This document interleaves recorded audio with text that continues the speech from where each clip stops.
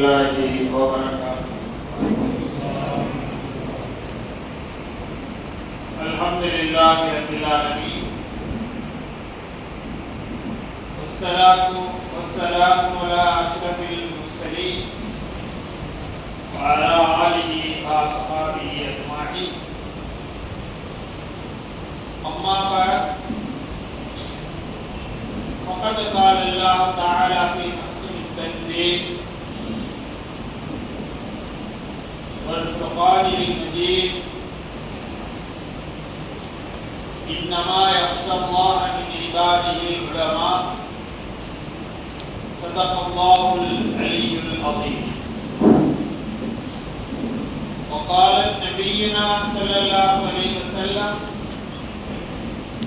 طلب العلم فريضة على كل مسلم ومسلمة، كما قال عليه الصلاة والسلام.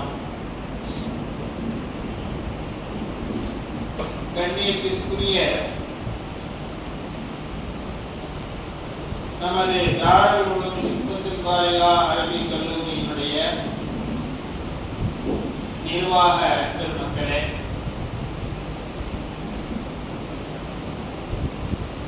இங்கு வருகை இருந்திருக்கக்கூடிய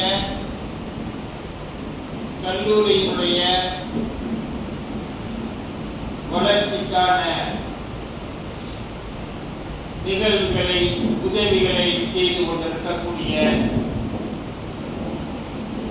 புரவலர்களே, பெரியோர்களே, பேராசிரியர் பெருமக்களே, மாணவ கண்மணிகளே,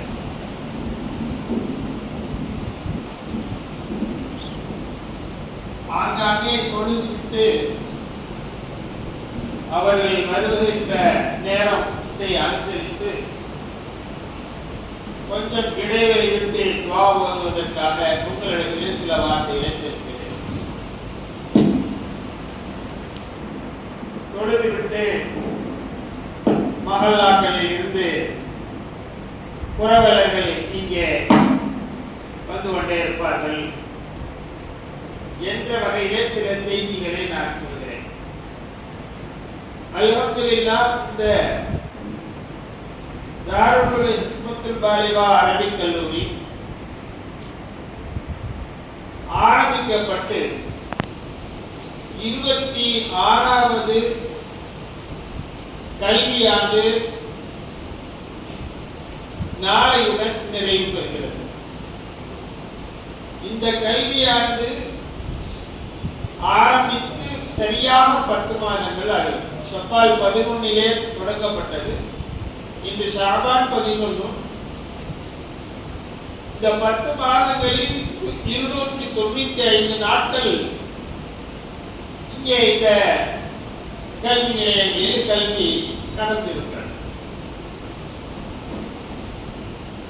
இந்த கல்வியை பற்றி நாம் பேசுவதானாலும், தீனுடைய விஷயங்களை பற்றி பேசுவதானால், சமூகத்தினுடைய விஷயங்களை குறித்து பேசுவதானால் எவ்வளவோ செய்திகள் பரிமாறுவதற்கு இருக்கின்றன. இருந்தாலும் இன்றைய தினம் நாம்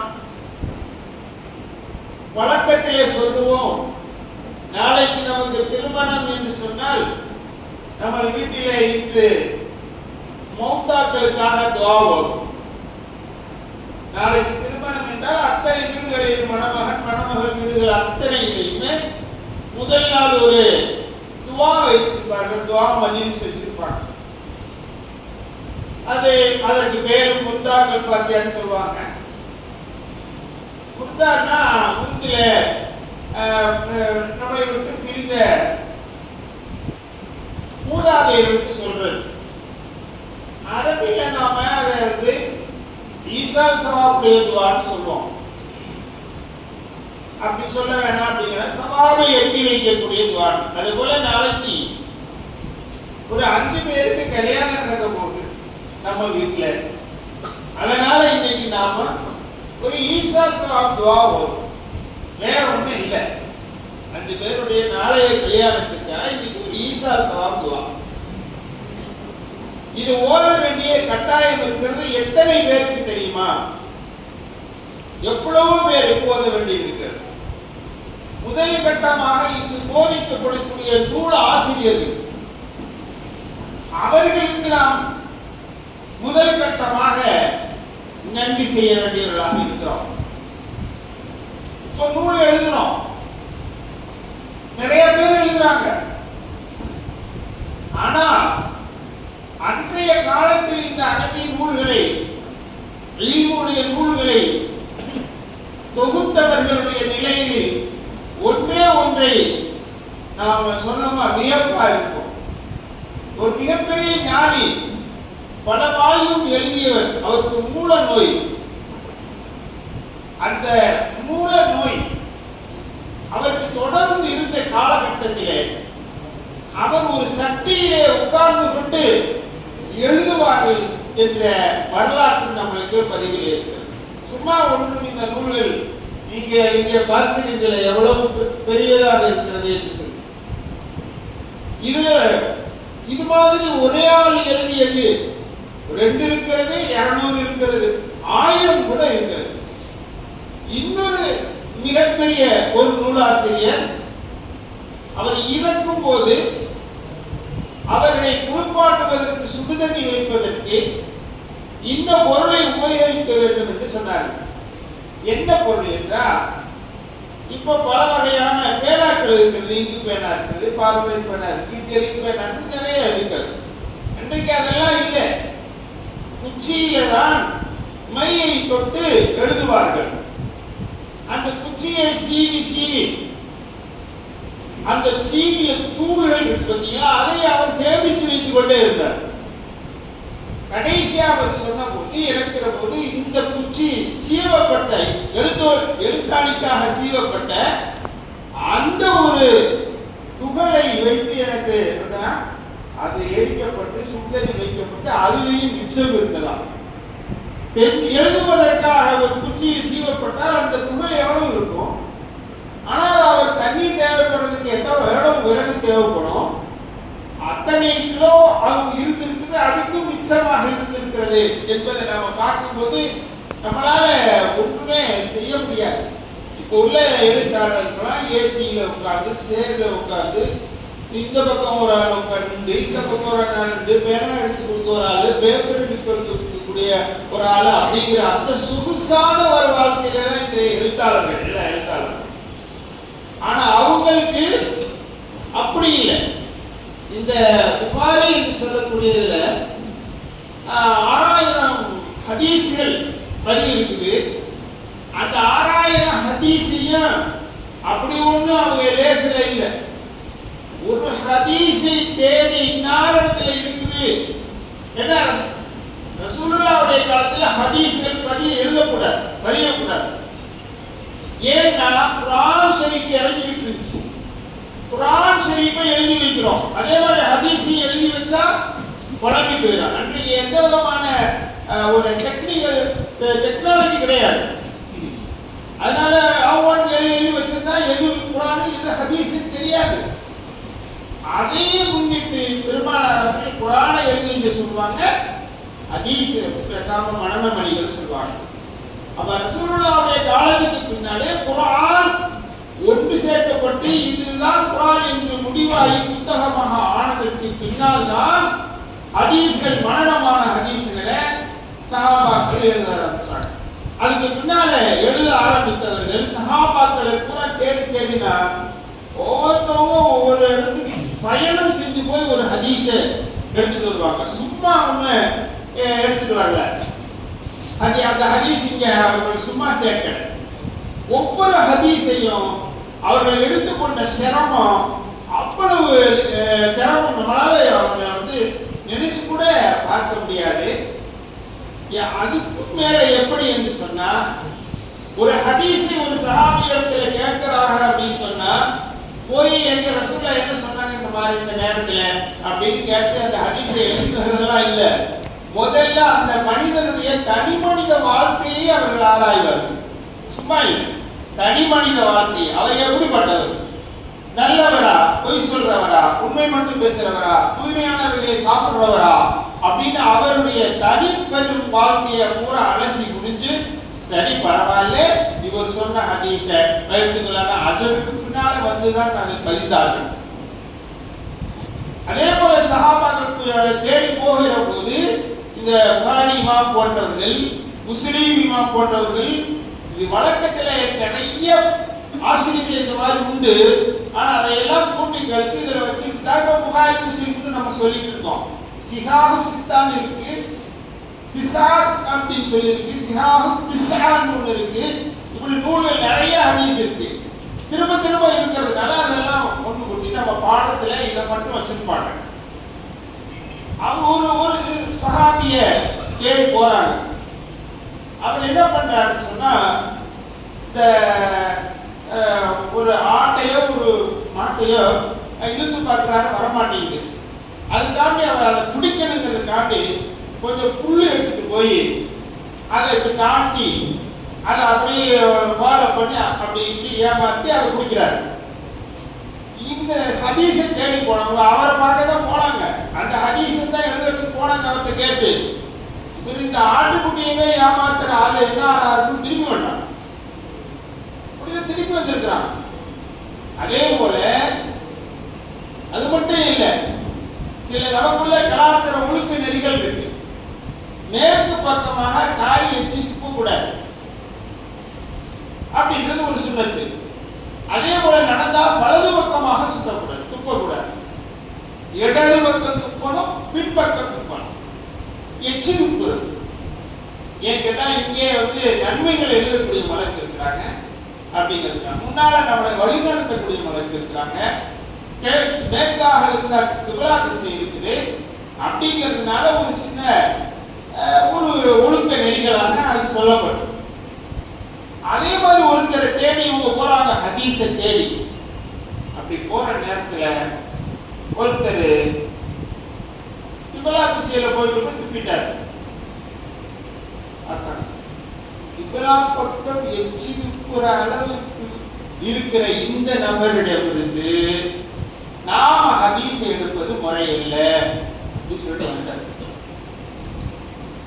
இப்ப நாம நினைக்கிறோம் ஹதீஸ்னா சும்மா அவங்க சேர்க்கல, அது இது மாதிரி பல லட்சம் ஹதீஸ் சேர்த்திருக்காங்க. அவங்க பதிவாகி வச்சிருக்கிறது மட்டும்தான் 6000 லட்சம். 3 லட்சம் ஹதீஸ் வரைக்கும் அவங்க மனப்பாடம் பண்ணியிருக்காங்க, சேகரிச்சு வச்சிருந்தாங்க.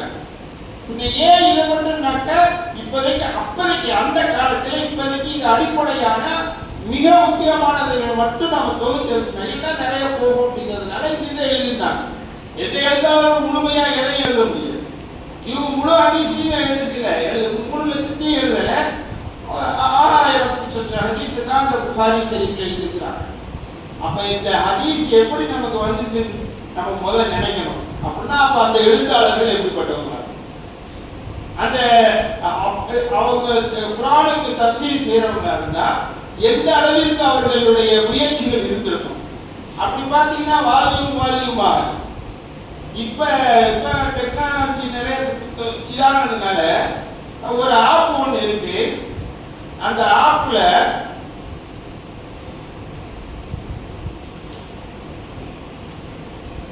8552 கிதாபு இருக்கு. 8552 கிதாபு புத்தகம்னா நம்ம மாதிரி இந்த 100 இந்த 8:1 சைஸ் 1:8 சொல்ற சைஸ்ல இல்ல, இது மாதிரி இது எவ்வளவு அகலம் இருக்கு பாருங்க. இது மாதிரியான புத்தகம் எண்ணிக்கை புத்தகம் தான் 8000. ஒவ்வொரு புத்தகமும் ஒன்று ஒரு புத்தகமா இருக்கும், ஒன்று ரெண்டு பாகமா இருக்கும், ஒன்று 20 பாகமா இருக்கும், ஒன்று 200 பாகமா இருக்கும். அப்படிப்பட்ட நிலையில 8000 மட்டும் ஒரு சின்ன ஆப் சிராத் அப்படின்னு சொல்லிட்டு ஒரு ஆப்ல பதிவு பண்ணியிருக்காங்க. நிறைய உள்ள இருக்கு. இப்ப திடீர்னு பண்ணது சிராத்னா அந்த ஆப்ல இவ்வளவு தூரம் நாம அவங்களுக்கு அந்த எழுவு கொடுத்ததில்லை. நாம படிச்சிருக்கிறது எவ்வளவு அப்படின்னா எந்த கிதாபும் படிச்சு முடிக்க மாட்டாங்க. பக்க கணக்கு தான் 500 பக்கம் இருக்குன்னா 50ல இருந்து 100 வரைக்கும் தான் படிக்கும். பின்ன மிச்சம் என்ன ஆகுதுன்னா அவங்களா படிக்கணும். இந்த 50 100க்குள்ள எப்படி இந்த முழு கிதாபையும் புத்தகத்தையும் படிக்கணுங்கிற பயிற்சியை தான் கொடுக்கப்படும். அவ்வளவுக்கு தான் நேரம் இருக்கு. இப்ப பார்த்தா கல்விகள் மனசாக்கல்ல முதல் 7 வருஷம் இருந்துச்சு, அப்புறம் 5 வருஷமா ஆச்சு, அப்புறம் 3 வருஷமா ஆக்குறாங்க, இப்ப 1 வருஷமாக கூட நிறுத்திருக்கிறாங்க, ஆக்கியிருக்கிறாங்க. எல்லா பயிலும் கல்வியை விரிவாக்கிட்டே போறோம். ஒவ்வொரு பல்கலைக்கழகத்திலையும் கோர்ஸ் கோர்ஸா 300 400 500 போறாங்க. இவன் இங்க இருந்து இப்படி வந்துட்டு இருக்கான். அப்ப நாம பின்னோக்கி போயிட்டு இருக்கோம். அவ்வளவுதான், கொஞ்சம் கொஞ்சம் தான்.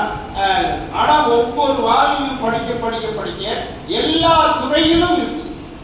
ஒரே நூலில் பல துறைகளையும் பார்க்கலாம். அதனால நம்ம அதனுடைய சிறப்புகளை சொல்லவோ அதனுடைய விரிவாக்கங்களை பேசவோ நம்மளால நிறைவு செய்ய முடியாது. அந்த மாதிரியான கிதாபுகள்ல பல பண்புகள் 8 9 வகையான சப்ஜெக்ட்ல பாடங்கள் நடக்குது. அவங்க ஆசிரியர்களுக்கு போத நம்ம நன்றி செய்யணும். அந்த நூலாசிரியர்களுக்கு நாம நன்றி செய்யணும். அந்த ஆசிரியர்களுக்கு அதே போல அதை படிச்சு கொடுக்கக்கூடிய ஆசிரியர்கள் இங்க ஒரு ப்ரிப்பேர் பண்றது ஒரு பேச்சாளர்கள் அது மாதிரி இந்த நூல்களை எல்லா நூல்களையும் சும்மா தூக்கிட்டு உட்கார்ந்து நடத்திட விட முடியாது. ஆனா நைட்ல உட்கார்ந்து 6 பாடம் நடத்துறோம்னா 6 பாடம் 5 பாடம் நடத்துவாங்க பழைய காலத்துல எல்லாம். இப்பவும் அப்படித்தான். காலேஜ்லாம் 2 மணி நேரம் 3 மணி நேரம் தான். வாரத்துக்கு 7 மணி நேரம் தான் பாடம் காலேஜ். ஏன்னா ஆனா மிச்ச நேரம் நான் காலேஜ்ல இருக்கணும், அது காலத்தை தயாரிக்கணும் அப்படின்னு. இவங்க பொழுது பாடம் நடத்திட்டு நைட்ல உட்காந்து பார்க்காம எல்லா பாடத்தையும் நடத்த முடியாது. இல்லைன்னா அவன் இந்த மாணவர்கள்ட்ட மாட்டிக்கணும், கேட்டி குட்டியா ஏதாவது நடத்தணும். இதுல மற்ற கல்விகளை பொறுத்தவரையும் தப்பு தவறு வந்தா பிரச்சனை கிடையாது. இதுல தப்பு தவறு வந்தா தீனே நமக்கு என்ன செஞ்சிடும், சிக்கலாயிருக்கு. அது மாதிரி ஆசிரியர்களுக்காக நாம நன்றி செய்ய கடமைப்பட்டிருக்கிறார்கள் மாணவர்கள். இது எல்லாத்தையும் நம்ம நடைமுறைப்படுத்துறதுக்கு மின்னல் ஹபீப் வேணும். உலமாக்கள் அப்படிதான் சொல்லிடுவாங்க, மின்னல் ஹபீப் இருக்கா, மின்னல் ஹபீப் இருக்குன்னா துட்டு இருக்கா அப்படின்னு அர்த்தம். அரபியில் உலமாக்கள் மின்னல் ஹபீப் இருக்குமா இருக்கலாம் அப்படின்னு சொல்லுவோம். அந்த மாதிரி அந்த மின்னல் ஹபீப் அது வேணும். அதற்கு எத்தனை பிரமுகர்கள் நெருக்கடியான நிலையில வந்துருக்கு. அந்த மின்னல் ஹபீப் அல்லாஹ்வுடைய கிருபையில பரக்கத்தாக சிரமம் இல்லாம மாணவர்கள் தான் நமக்கு கிடைக்கிறதுக்கு அபூர்வம். ஏன் கிடைக்கல அப்படிங்கிறத நான் சொல்றேன். இன்ஷா அல்லாஹ் நாளைக்கு வாய்ப்பு இருந்தா நம்ம சொல்லுவோம். அந்த நிலையில தான் இருக்க தவிர அந்த முறையில அல்லாஹ் ஜல்ல ஷானுஹு உங்களை கொண்டு பிரமுகர்களை கொண்டு ரிஸ்கை கொடுக்கிறான், செல்வத்தை கொடுக்கிறான், வசதியை கொடுத்திருக்கிறான். உங்களுக்கு எல்லாம் பராமரிக்க முடியுது. சுகாதாரமான முறையில இடங்களை நம்ம வசிக்கிறோம். அவங்களை எல்லா நேரமும் பார்க்கிறோம். நல்ல உயர்ரகமான உணவுகள் அவர்களுக்கு வழங்குறோம். அதே மாதிரி எல்லா நேரத்திலும் உடைகளையும் கூட அவங்களுக்கு நம்ம வழங்குறோம். அவங்களுடைய எல்லா வகையிலும் சிரமம் இல்லாம அதே நேரத்தில் நம்ம ஆசிரியர்கள் சொல்லியிருக்கிறோம். சின்ன சின்ன பிள்ளைகளா இருக்காங்க, ரொம்ப பாதுகாப்பா நம்ம வைக்க வேண்டியது. ஏன்னு கேட்டா இப்ப இந்த கர்ப்பமா இருக்கிற பிள்ளைகள் கூட வீட்டுல போய் பார்த்தீங்கன்னா அம்மா வீட்டுக்கு போயிருங்க. அந்த அரசு உங்களுக்கு தெரியுமா என்னன்னு தெரியல. எல்லா வீட்லையும் அந்த பிள்ளை சாப்பிட மாட்டேங்குது, வாங்கி வருதுன்னு சொல்லி ஊட்டி விட்டு இருக்காங்க. யாருக்கு? கர்ப்பமா இருக்கிற பிள்ளைக்கு ஒரு தாய் ஊட்டி விட்டு இருக்காங்க. இந்த செய்தி ராத்திரி தான் கேள்விப்பட்டு வந்தேன். என் மருமக அங்க போயிடுச்சு, சாப்பிட மாட்டேங்குது, வாங்கி வருதா, அது அம்மா ஊட்டி விட்டு இருக்கு அப்படின்னு. இப்ப இந்த பயிரெல்லாம் ஊட்டி யார் வீட்டுல யாருக்கு பசங்க சாப்பிடாங்களா பயிரெல்லாம் கிடையாது, ஊட்டி தான் இப்படி இருக்காங்க. துணி துவச்சு கொடுத்துட்டு இருக்காங்க. எல்லா வசதியும் அவனுக்கு செஞ்சுட்டு இருக்காங்க. இப்ப இந்த பசங்க இருக்காங்களே இவனுங்களே துவைக்கணும், மடிக்க தெரியாது, துவைக்க தெரியாது. அதை கூட நம்ம சொல்லி கொடுத்து அந்த பசங்களை இது பண்ணி எப்படியாவது இந்த கல்வியினுடைய வளர்ச்சி வேண்டும் அப்படிங்கிறதுக்காக அந்த பிள்ளைகளை எல்லாம் பராமரிக்கிறோம். இதுக்கு எல்லா வகையிலும் புறவுணர்களாக இப்ப நம்மளை விட்டு இதற்கு அஸ்திவாரங்கள் இட்டவர்கள் பலர்கள் நம்மளை விட்டு பிரிஞ்சிருப்பாங்க. நம்முடைய முதார்கள் நம்மளை விட்டு என்ன செஞ்சிருப்பாங்க, பிரிஞ்சிருப்பாங்க. அவங்களுக்காக இந்த 10 மாதங்கள் 300 நாட்கள் அங்க கழிச்சா 295 நாட்கள் இங்க நடந்த குர்ஆன் ஷரீஃப் ஓதுனது 10 பேர் ஓதுறாங்க. காலையில 9 காலம் பார்க்கும், 12:30 முடிப்பாங்க, 2:30 ஆரம்பிப்பாங்க, 4:30 முடிப்பாங்க. அப்புறம் மகரிபு பின்னால் ஆரம்பிப்பாங்க, 8:00 வரைக்கும் ஓதுவாங்க. அப்ப 10 பேர் எவ்வளவு குர்ஆன் ஷரீஃப் ஓதிருப்பாங்கன்னு பாருங்க. அது போக பகல்ல பூரா நடக்கக்கூடிய பிற பாடங்கள்ல பூரா என்ன சொல்லுவாங்க, அல்லாஹ் ரசூல் வராத வரியே இருக்காது. ஏன்னா அவங்க பாடம் தானே நடத்திட்டு இருக்கோம். எதுக்கு எடுத்துக்கிட்டாலும் அல்லாஹ் ரசூல் வரும், எக்ஸாம்பிள் வந்துட்டு. அதுல இன்னொரு சிக்கலையும் சொல்லிடலாம். என்னன்னு கேட்டீங்கன்னா, இப்போ நாட்டு நடப்புள்ளது எடுத்துக்காட்டு அப்படின்னு சொல்லிட்டு உதாரணம் கொடுப்பாங்க.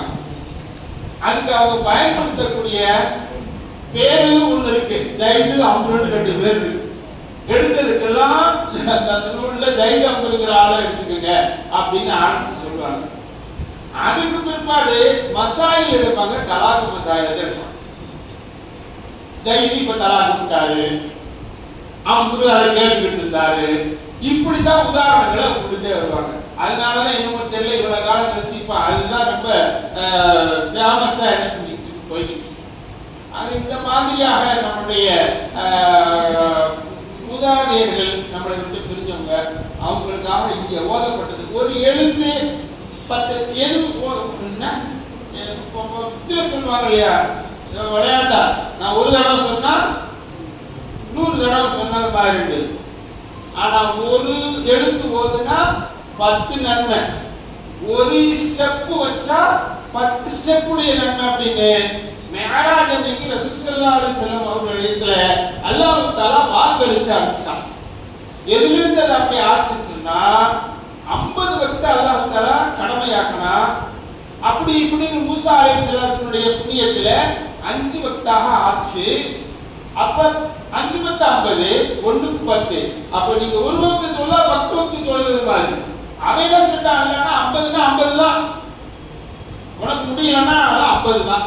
சரி, இப்படி முடியலன்னு சொல்லி குறைச்சதுக்கு பிற்பாடு நீ ஒரு வக்து தொழுதாலும் 50 வக்து தான். அதை அப்படியே என்ன பண்ணிட்டாங்க, ஷரியத்துல ஒரு நன்மை செஞ்சா 10 நன்மை தான், 1க்கு 1ங்கிறதே கிடையாது, தீமி கொண்டுதான். அதே போல இப்ப அலிஃப் லாம் மீம் அப்படிங்கிறது 3 சொல்ல சொன்னா 30 நன்மை. அந்த மாதிரி இவங்க போதிக்கிறதுனா அப்ப எவ்வளவு நன்மைகள் இருக்கும் அப்படின்னு. இதுல இன்னொன்று ஒரு நன்மை நாம செஞ்சிருக்கிறோம், அது இன்னொருத்தருக்காக கொடுக்கிறோம். இதை புடுங்கி கொடுக்கிற வேலையெல்லாம் கிடையாது. அந்த மாதிரி நன்மை அல்ல, அவ்வளவு இல்லாதவனாக நம்மகிட்ட இருந்து வாங்கி இன்னொருத்தருக்கு கொடுக்கறதுக்கு அது கிடையாது. அதனால பூரா ஜலாஸ்தா. என்கிட்ட ஒரு 100 நன்மை இருக்கு, நான் ஒருத்தருக்கு எத்தி வைக்கிறேன்னா அப்புறம் அந்த 100 நன்மை எத்தனை பேருக்கு நாம நினைக்கிறோமோ அத்தனை பேருக்கு அந்த நன்மை. ஒரு விஷயம், நம்ம வீட்டில் குர்ஆன் ஓதுறோம், நம்முடைய தாத்தா மௌத்தாயிட்டாங்க, அவங்களுக்காக குர்ஆன் ஓதி துஆ செய்யறோம். அதற்கு சொல்லிடுவோம், 3 பேர் இந்த நாட்களை நினைச்சு செய்ய துஆ செய்யணும். நாம சொல்லிட்டு இருக்க வேண்டியதான். அவர் என்ன செய்வார் தெரியுமா, ரசூலுல்லாஹ்ல இருந்து ஆரம்பிப்பார். ஆரம்பிச்சு உலகத்தில் எத்தனை முஸ்லிம்கள் மௌத்தாய் இருக்கிறாங்களோ அத்தனை பேருக்கு அவர் ஹதியா செய்வார். நம்ம சொன்ன ஆளுக்கு மட்டும் இல்லை, அத்தனை பேருக்கு ஹதியா செய்வார். அந்த நன்மை 1 கோடி நன்மை அப்படின்னா, நாம எத்தனை பேருக்கு நம்ம அதை ஹதியா செய்கிறோமோ அத்தனை பேருக்கு அது 1 கோடியே போய் சேரும், இதில் இருந்து குறையாது. அப்படிப்பட்ட ஒரு பெரிய பாக்கியத்தை அல்லாஹ் தஆலா கொடுத்திருக்கான். மதரசா இருப்பது ஊருக்கு ஒரு பரக்கத்து என்பதையும் நாம் நினைச்சு கொள்ளணும். மதரசாவுடைய பரக்கத்தை ஒரு ஹதீஸ் இருக்கு, நம்ம சொன்னோம். ஒரு தொழுகை யாரு இருந்தா அதோட சுற்றி இருக்கிறவங்க தொழுகாம இருந்தா கூட இவருக்காக அவர்களையும் அல்லாஹ் தஆலா பாதுகாத்து வைக்கிறான் அப்படிங்கிற ஒரு ஹதீஸை நம்ம பள்ளியில சொன்னோம்.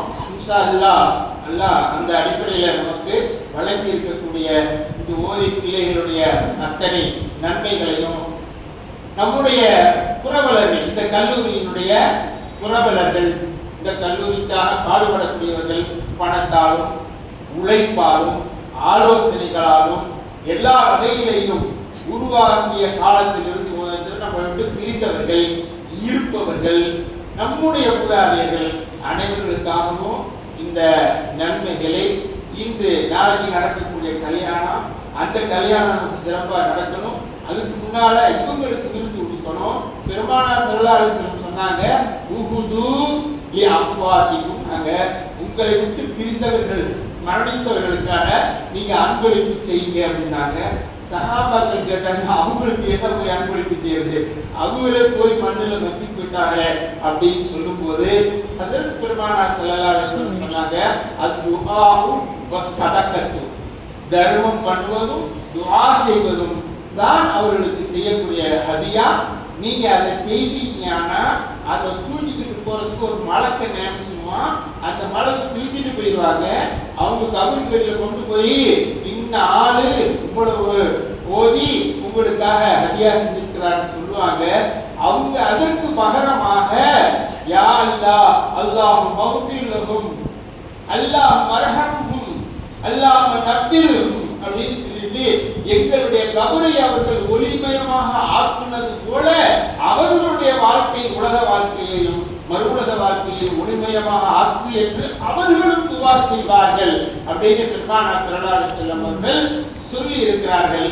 அந்த வகையில நம்ம எல்லாருக்காகவும் ஈசா துவா இப்பொழுது செய்து ஓதி இந்த நன்மைகளை அவர்களுக்கு சேர்த்திக்கிறோம். அல்லாஹ் ஜல்ல ஷானஹு தஆலா கபராளிகளாக இருந்தால் அவர்களுக்கான சிரமங்கள் இருந்தால் அதை நீக்கணும். அவங்க சிரமம் இல்லாமல் இருந்தால் அவருடைய அந்தஸ்துகளை உயர்த்தணும். சுவர்க்கத்தின் வரைக்கும் அவங்கள சிறப்பான முறையில் கொண்டு போய் சேர்க்கறதுக்கு அல்லாஹ் தஆலா தௌஃபீக் செய்யணும், உதவி செய்யணும், ரஹ்மத்து செய்யணும். நம்மளுடைய இதனுடைய இதையும் அவர்களுக்கு சேர்த்து வைக்கணும்னு கேட்டு அல்லாஹ் ஜல்ல ஷானஹு தஆலாவுடைய ஆதரவு வைத்து என்னுடைய பேச்சை நான் நிறுத்திக் கொள்கிறேன். வாக்கு தவானா அல்ஹம்துலில்லாஹி ரப்பில் ஆலமீன். அஸ்ஸலாமு அலைக்கும்.